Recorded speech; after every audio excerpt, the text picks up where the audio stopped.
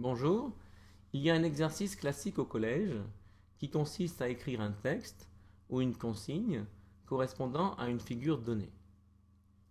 Par exemple, pour la figure suivante, où on imagine que les points A, B, C et D sont placés, on peut imaginer un exercice qui demanderait d'écrire un texte permettant de restituer parfaitement cette figure. Dans ce tutoriel, je vais vous montrer comment on peut faire ça avec Carmetal. Alors, première chose, dans Carmetal, on ne va pas placer donc, les 4 points de départ n'importe où.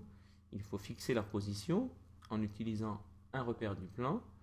Donc, plutôt que de construire cette figure, on va construire une figure où les points A, B, C et D sont parfaitement placés. Et donc, vous voyez ici, j'ai fait apparaître le repère sous forme d'un quadrillage. Et plus simplement, voici la figure que nous allons réaliser. Donc nous allons d'abord placer les points A, B, C et D à ces positions du plan. Et ensuite, nous terminerons la figure. Une fois que la figure sera terminée, on pourra toutefois bouger les points A, B, C et D. La figure restera dynamique et on obtiendra bien donc une figure de ce type, vous voyez, où les points A, B, C et D n'ont pas une position fixée dans le plan. Alors, comment faire ça dans Carmetal? Dans Carmetal, l'équivalent du texte ou de la consigne va être un script. Donc, on va se placer ici dans la fenêtre de script. Donc, on va dans l'onglet JavaScript, nouveau script dans la construction. On donne un nom quelconque à ce script. Je vais l'appeler énoncé sans accent. Voilà. Donc, voici cette fenêtre de script dans laquelle je vais écrire la consigne en respectant la syntaxe de Carmetal que je vais ici détailler. Alors, j'ai dit que dans un premier temps, on allait placer les 4 points qui sont la base de la figure. Donc, tout l'intérêt de Carmetal ici, et c'est pourquoi c'est vraiment très bien conçu, c'est que vous voyez ici à droite, on obtient l'équivalent des boutons qui correspondaient à des instruments virtuels quand on construisait la figure. On obtient ici leur équivalent dans la fenêtre de script. Alors je vais agrandir cette fenêtre. Et donc je vais pouvoir me servir de ces petits boutons ici, ou de ces petites indications, parce qu'ici ce sont les petits boutons qui vont écrire du texte dans la fenêtre de script pour construire la figure. Alors première chose, on va construire les 4 points de départ, donc les points A, B, C et D. Je vais donc me servir ici de ce petit bouton. Voyons voir ce que propose Carmetal. Il me propose l'instruction P égale .23. Alors vous verrez plus tard pourquoi Carmetal propose cette instruction. Ici, on va utiliser une syntaxe simplifiée. Donc systématiquement, je vais enlever la partie avec le égal, y compris le égal, et je ne vais garder que .23. Pour le point A, il faut placer le point -1, 2. Voilà. Donc si j'essaye maintenant ce script, j'obtiens bien, vous voyez, si je fais apparaître le repère, le point A en position -1, 2. Bien. Donc je reviens à ma fenêtre de script, je vais enlever maintenant le repère, revenir à la fenêtre de script. Voilà, alors j'ai obtenu le point -1, 2, mais pour l'instant, évidemment, je ne l'ai pas nommé. Alors ce qui va se passer, dès qu'on va faire une construction ici avec une instruction de ce type, qui construit un objet, si dans l'instruction j'ajoute un troisième paramètre au début, ça va me permettre de nommer l'objet créé. Donc par exemple ici, je crée le point A, donc je vais ajouter ici le point A. Entre guillemets, parce qu'il s'agit d'une chaîne de caractères, donc je pourrais appeler le point n'importe comment. Bon, ici, bien entendu, je vais l'appeler A. Et donc l'instruction ici va être point A entre guillemets, -1, 2. Je reviens en arrière, je relance la figure, rien de nouveau. Le point s'appelle bien A, mais le nom du point n'apparaît pas. Je vais donc utiliser une nouvelle instruction ici. pour faire apparaître le nom du point. Alors, je me sers ici des indications. Vous voyez ici qu'il y a un petit bouton qui semble dire que ça va me permettre de nommer le point. Donc je clique sur ce bouton, Set Show Name. Là, vous voyez, ça me permet de faire apparaître le nom du point. Et donc, par exemple, si je prends Set Show Name à true comme vrai, et bien cette fois-ci, je réessaye le script. Et le nom du point apparaît. J'ai donc placé exactement le point A. Alors, je vais donc faire pareil. Pour les points B, C et D, je vais procéder par copier-coller et par raccourci. Donc, je fais CTRL-C ou commande-C sur Mac. Et je copie ici. CTRL-V.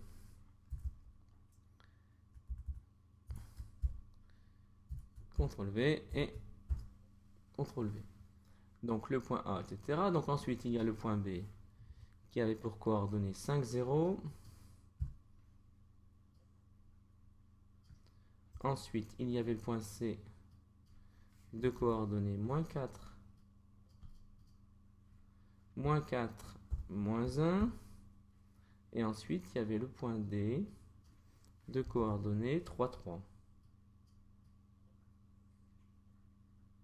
3, 3. Voilà. Et donc, je fais afficher le nom des points. On a vu, quand on a utilisé ici cette petite instruction, que cette instruction permet de faire en une seule fois le nommage des 4 points. Donc, je vais le faire ici. A, B, C, D. Voilà, je reviens en arrière. Et j'exécute le script ici. Voyons voir ce qui se passe. Et bien, vous voyez que j'obtiens bien les 4 points tracés. Je peux zoomer comme je le souhaite. J'obtiens bien les 4 points A, B, C et D placés correctement dans le repère que je pourrais faire apparaître ici. Voilà. Alors, une fois que les 4 points sont placés, je vais tracer le triangle. Donc, je poursuis.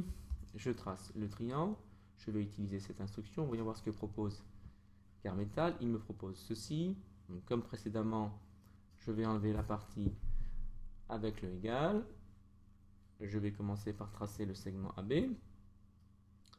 Donc ici A, B.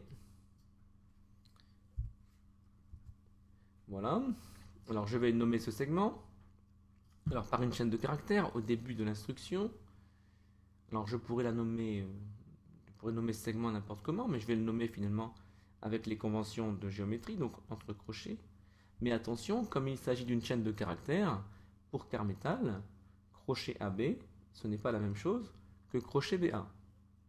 Alors un moyen simple d'éviter toute erreur, et c'est cette façon que je vais ici employer, mais ça consiste à nommer dans l'ordre alphabétique. Donc ici, je vais par exemple nommer systématiquement dans l'ordre alphabétique.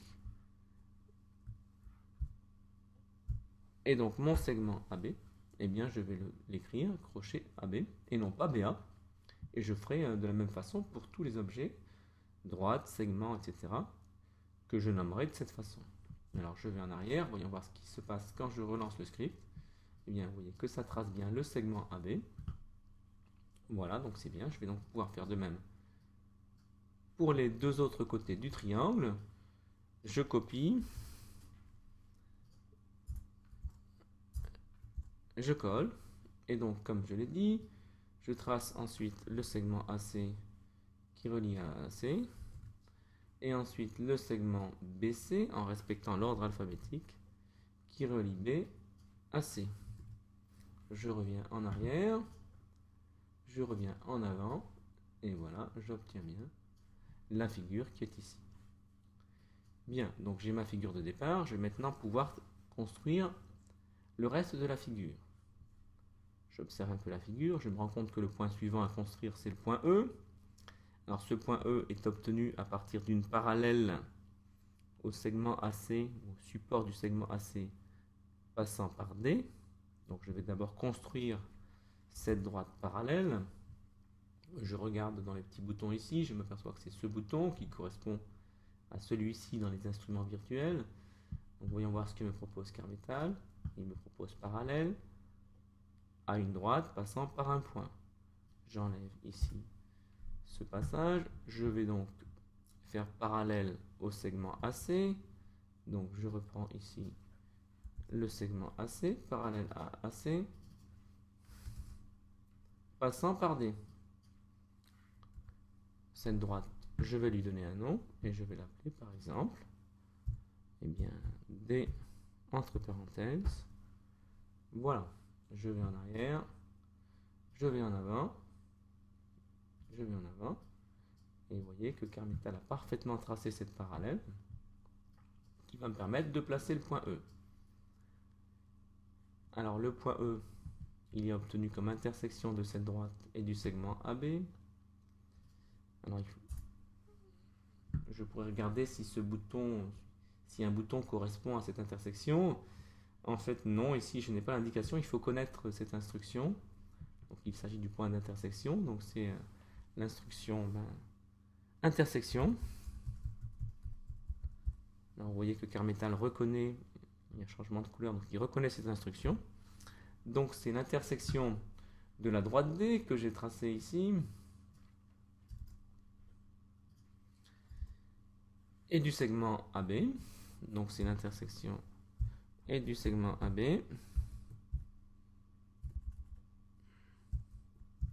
et du segment AB. Voilà. Donc ça va être le point E. Donc comme précédemment, je commence par donner son nom. Voilà. Je vais en arrière, puis en avant. Et vous voyez que Carmetal m'a parfaitement placé le point E ici. Voilà. Donc maintenant, on veut obtenir le point F. Donc on va d'abord tracer cette perpendiculaire ici. Donc c'est la perpendiculaire ABC passant par E. Donc je vais utiliser l'instruction correspondante. Je me sers ici de l'indication donnée par Carmetal, perpendiculaire. Voilà, donc c'est perpendiculaire à quoi? Perpendiculaire ABC. Je vais aller le chercher ici. Perpendiculaire ABC passant par E. Voilà. Et cette droite, je vais par exemple l'appeler D'.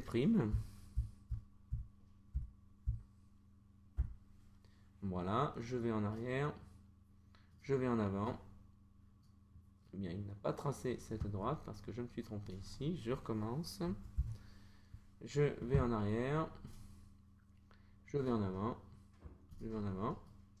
Et vous voyez que cette fois-ci, pas de problème. On l'a bien tracé, cette droite D', ici, son nom n'est pas affiché, mais c'est bien ce qui est donné. Voilà, donc j'ai bien obtenu la figure ici. Donc je vais pouvoir obtenir maintenant le point F. Alors je commence par tracer la droite AC, qui va donner le point F ici. Alors je peux la tracer en pointillé. Et c'est ce que je vais faire. Donc je commence par tracer cette droite en me servant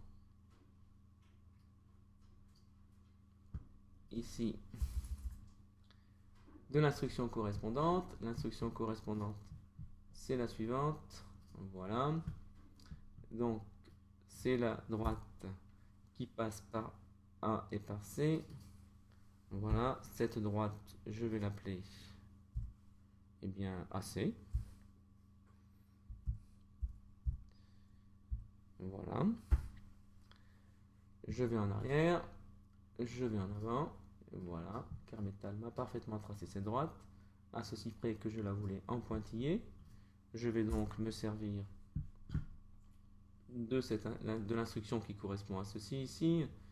Alors, on voit que ça décrit une droite ici, l'aspect d'une droite.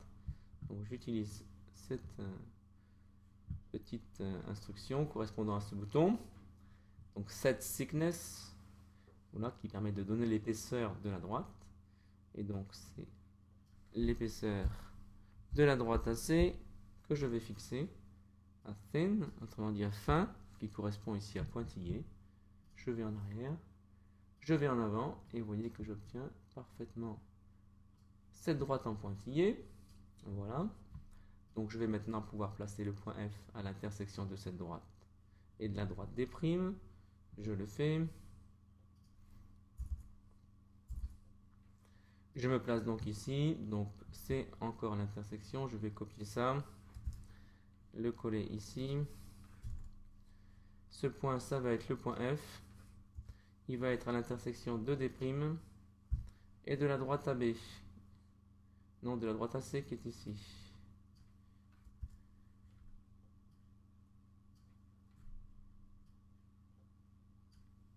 Voilà, je vais en arrière, je vais en avant, et vous voyez que cette fois-ci, Carmetal m'a placé le point F, donc j'obtiens bien la figure que je souhaitais.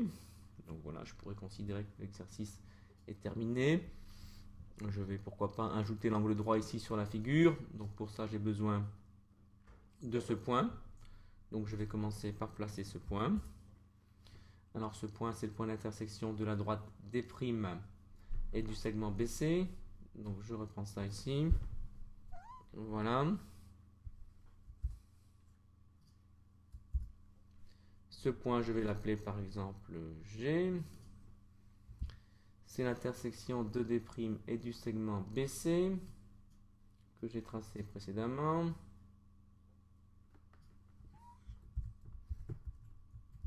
Voilà.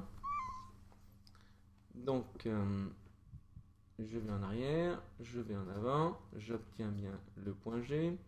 À ceci près que je voudrais que le point G n'apparaisse pas. Donc, je vais le masquer, ce point. Donc, masquons ce point.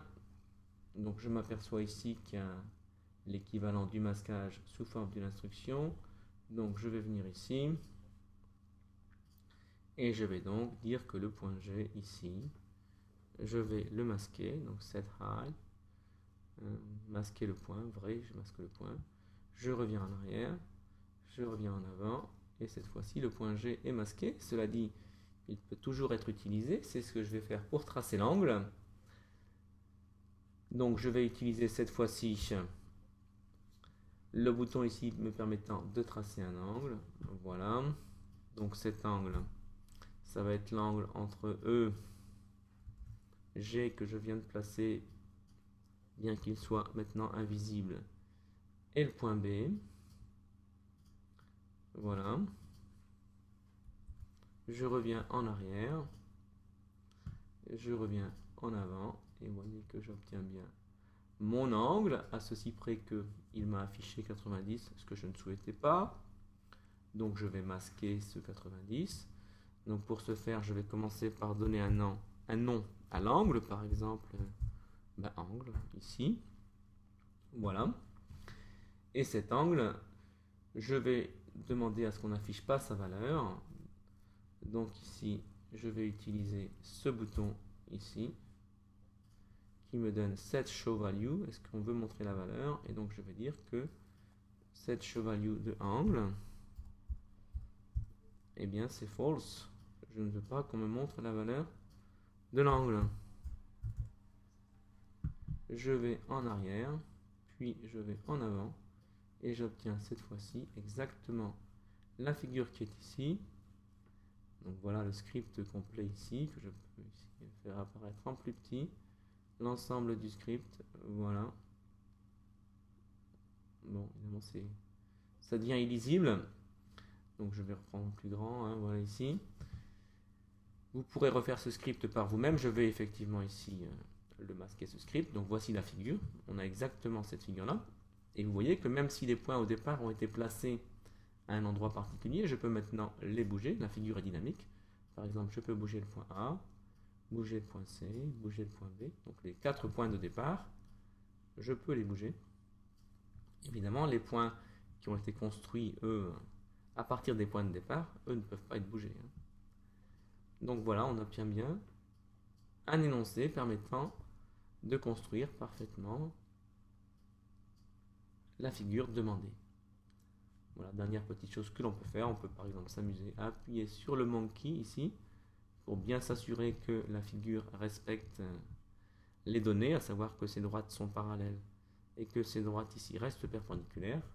Un petit coup de monkey ici. Vous voyez, on voit que voilà, ces propriétés restent préservées. Par conséquent, la figure est bien réalisée.